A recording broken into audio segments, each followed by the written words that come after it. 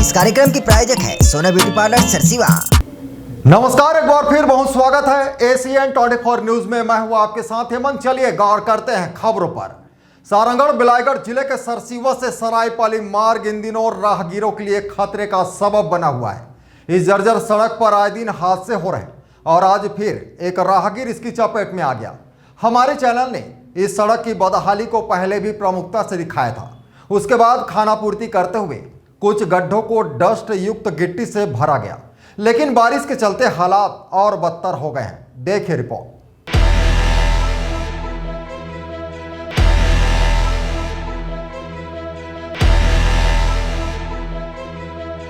दरअसल यह सड़क गड्ढों में है या गड्ढे सड़क में, समझना मुश्किल हो गया।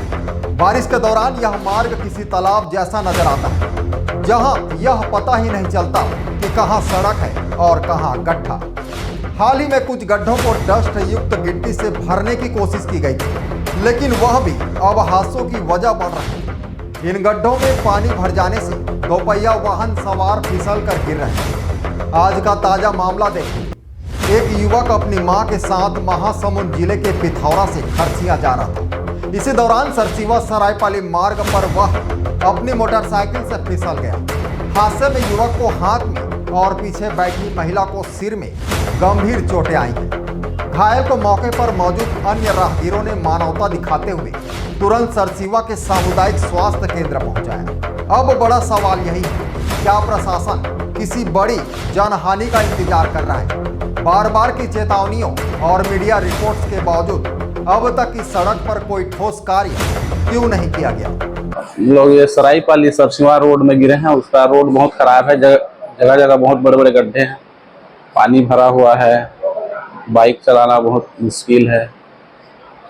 आपको कितना चोट है? घुटने में और हाथ में आया है चोट, और मेरी मम्मी थी, उसके सिर में चोट आया है। क्या लगता है ये रोड की सिचुएशन कैसा लगता है? रोड तो बहुत ज्यादा खराब है, चलने लायक नहीं है। आने वाले समय में और भी बड़ी दुर्घटनाओं की आशंका है इसमें। Bureau report ACN 24।